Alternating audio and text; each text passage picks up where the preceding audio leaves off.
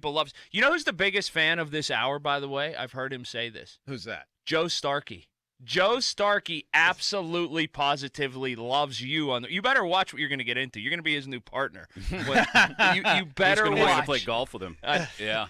Let's start with the golf, and then we'll see about the work partner. towards the other. Yeah, okay. Exactly. All right. Your schedule's free. Carve open a big part of your day if you're going to play with Joe, because I could see where that could be a little bit of an elongated. I don't think it's a quick 3.5 hour. I think he likes. I could see him telling stories in between Oh. shots, and Oh. it doesn't seem like he'll play ready golf. No. All right. Now you came in, and I don't want to say you've got your knives sharpened, but this is one of those. Hey, ask me about Matt Canada. Ask me. I want to talk about Matt Canada, not in a mean way or mean-spirited way, but you seem to have some thoughts about Matt Canada. I'm just really struggling. If you look at his resume, as Coach Tomlin likes to say, what really is inspiring us, the Steelers, about this guy and what's he bringing to the table? So let's go through his resume. Okay. All right. And you guys can be Canada and really help me understand this. Your first year as offense coordinator in 16 at Pitt, right? Had success. That's great. Your quarterback was Nathan Peterman. And everybody else said that bum Doug Whaley drafted him in the Bills. And he stinks. He's out of the league now. So Right. give me something to hang my hat on there. All right, you get some success. Great. Hot name. You go to LSU, SEC. You're on your way up. 17. Danny Etling. That's your quarterback. And after that, you get let go. Everybody gets fired. Don't worry about it. I've gotten fired. But you get another job at Maryland. 18. Kasim Hill is your quarterback. Now, the head coach gets fired there, and you take on as Because a kid died. Yeah. No. Right. I'm not saying No. that. Yeah. Absolutely. Terrible circumstances. Mm-hmm. You take over as an interim head coach, and bad situation. They clean the whole thing out. What happened between 18 and 2020 when you came to the NFL? So, all right, you get your 2 years. You do some soul searching. You work on yourself. You work on your craft. Understandable. So now you get into the NFL, and you're a quarterback coach for Pittsburgh Steelers with Ben Roethlisberger. So you're working hand in hand with Ben Roethlisberger. And your first job in the NFL is under Randy Finkner, which you guys, everybody has their thought process with Randy Finkner. Yes. Randy gets fired, hasn't gotten another job. I think Randy's a great guy, but obviously a lot of people don't think he's a good enough coach to even get an assistant coach. Right. Which I can't say anything. I can't get him to get a scouting job anywhere, so I'm a bum as well. So now you get put to the offense. You get promoted as offense coordinator. Uh-huh. Going through this, where's the inspiration here? And then everybody says he can't implement his offense because he needs a mobile quarterback. Everywhere he's gone, there's not been a mobile quarterback. So then I say, we're in Pittsburgh, so we're romanticizing what he did at Pitt. And as a Pitt grad, loved it. But let's take Pitt off that and put, let's say, BC.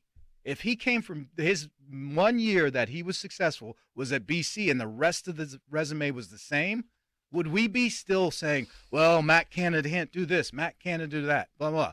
Now, are you maybe saying I'm that wrong because he did it in our backyard and we all saw it and we understood it was we're Pitt? romanticizing it. Right. He's If it happened, he's it- going to be so, great. so let me ask this though, and I'm just trying to throw up a defense for Matt Canada here, since we're going in on him a little bit. Why does he keep getting hired places then? I mean, I look at a steady stream of OC and QB coach jobs at increasingly, for the most part, bigger profile until he worked his way up to and then out of LSU. There you go. That's what I'm saying. After he got to the point where he was an OC, he had some success, but he hasn't had success at one. He's a one-hit wonder right now. And I'm not saying he can't develop to be good. I'm not saying that. I'm just saying that I've gotten a feeling listening to people and even the coaches and everything anointing him as this next great OC. And I'm saying, I think we need to pump the brakes here. How He much- needs to show me a little more. How much of what he's wanted to do, though, has been hamstrung by the fact that he doesn't have quarterbacks, maybe, who can do what he wants to do? I mean, Ben Roethlisberger.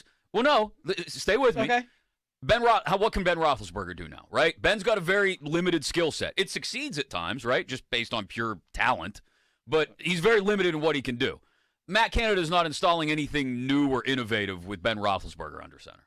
I don't disagree, but what I'm saying to you is he worked intimately with Ben Roethlisberger for a year. So, in my opinion, when you're talking about a coach, one of the main jobs as a coach is to know what your player can do and what you need to do to get him to that next level. And they got to believe in you. Well, And- you got and- one player that might not listen to him and another player that might not be good. But what I'm saying to you is And that's Ed- where he should have. My point is, I would have more faith if he would have developed that relationship with Ben as a quarterback But coach. And wait a coming minute, and saying, wait a minute here, wait a minute. Isn't some of the onus on Ben Roethlisberger to also develop that relationship? Because everything I've ever talked to about people that have worked with Ben Roethlisberger, all the way back into watch the sideline of the Steelers, right? Whenever there's a timeout or whenever there's a stop and play, and watch whenever both Ben and Mason Rudolph are healthy. I watch a ton of NFL games. I always see the backup quarterback standing next to the starting quarterback whenever there's a break in the action and they talk. Ben Roethlisberger and Mason Rudolph are a lot of times 10 yards from each other, and they never talk. Ben operates on an island. So isn't it part of his duty to be welcoming to Matt Canada as well? here's where I'll say, yes, but also that's why a quarterback coach has got to go above and beyond and find out what he can do to get that welcome in. I'll tell you, because I'm really close with Alex Van Pelt, who's more on an island, Ben Roethlisberger or Rodgers? Probably Rodgers, but Right, but- better.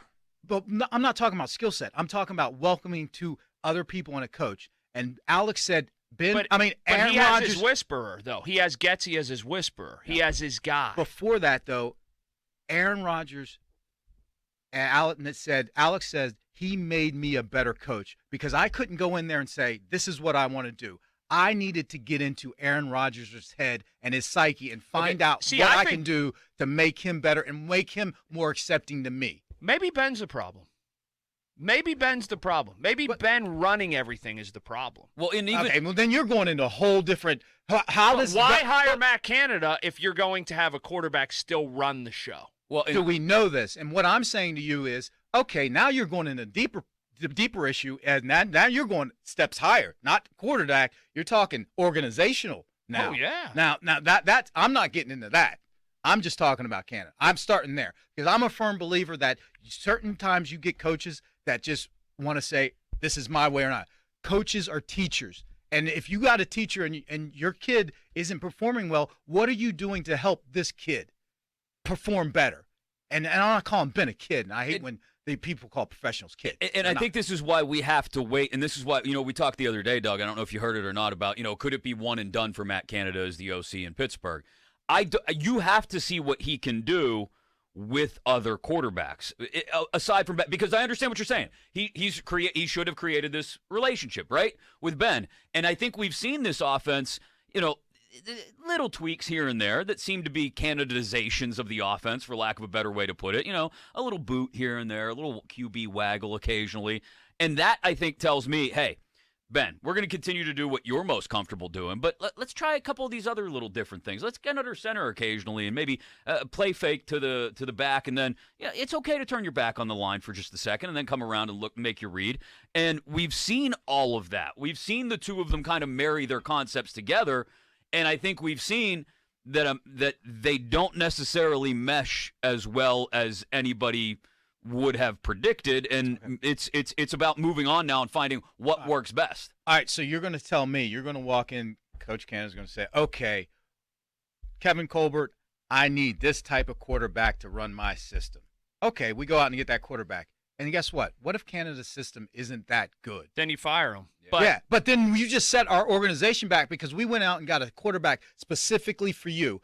I want a quarterback that's talented, and I want a coach to be able to get that talent in. What's 8-8 doing with this guy? Ben ain't getting any Oh, younger. we're not talking about that. This is all an saying, art issue. This is all a bigger issue. The crux of it for me is this. Ben Roethlisberger coming back this year. Ben Roethlisberger potentially coming back next year. It is just delaying the inevitable. I agree with you. But my point is, I'm still not sold on whoever you get. And if taking you guys' argument, I need a guy that fits my mold, that's when you start treading water. Because if your mold is wrong and we just spent a first, second, or third rounder on a quarterback that fits your system and that system only produced something in 16 and it's wrong, then that sets us back another 3 or 4 years because now we got to go after get somebody. Talent should prevail, not coaches. It's harder to find a quarterback than it is an OC, and a good OC gets the best out of it. Here's the cold hard truth for me. Maybe there's not a whole lot of talent left in the Steelers quarterback room. No, I'm not going to argue on that one either. I'm just saying be careful of saying you need a specific quarterback to get the best out of your OC. That's the wrong way to look at it, in my opinion. Well, I think the OC failed the other day. No question, particularly on the 5-yard line. This is what made me start thinking about it. There is no question there. Doesn't a coordinator want to get the ball in the hands of his most dynamic playmaker? This is what made me think about it. Yeah. Yeah, that's what's inspiring us, fellas? Ladies and gentlemen, besides 16 at Pitt, and I loved him. I was at the Clemson game. I loved him. But if, like I said, you put Virginia Tech in there instead of Pitt, would we be all still, yeah, he's got to get his own quarterback? I just feel as if it's impossible to accurately come to a conclusion on a man that's dealing with somebody that is the most powerful person in the organization, not named Rooney, and Ben Roethlisberger, another quarterback who isn't very good in Mason Rudolph, and a third quarterback who apparently is not locked in Dwayne Haskins. So it's impossible to evaluate Matt Canada, not because of a mobile quarterback, but 3 quarterbacks who just at this stage in their career might not be good. All right, and I'll say this, and it's a two-prong. Yeah, Ben is not very good right now, but in a out of sports realm and just a leadership conversation, the best leaders know how to manage up. Matt Canada's not showing. Who the hell's Ben listening to? You got to learn to manage up.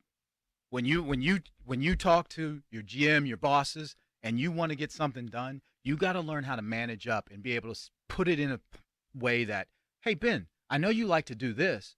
Have you ever thought about let's do this? I think when you talk about that, though, Doug, Matt Canada, forget managing up. He's got to manage all the way to the top, right? Because to Colin's point, there's only one person in that building down on the south side who has more power, and he's got a last name Rooney. You know what I mean? So you're not just managing up. You're managing up like 3 levels now. I'm going to go above my boss and my boss's boss. Jim, and go all the way speaking of up. managing up, go tell our bosses we need a raise. Can you try this managing up stuff? Hey. Walk down the hall. Can we tell it's them, always work for me. Yeah. Can we corner Kreger's maybe? And I'm already before he working on takes it. over. And I'll tell you, and this is where I learned it. I learned it from Kevin Colbert, and he said, when you're dealing with head coaches, they are headstrong and they want it their way.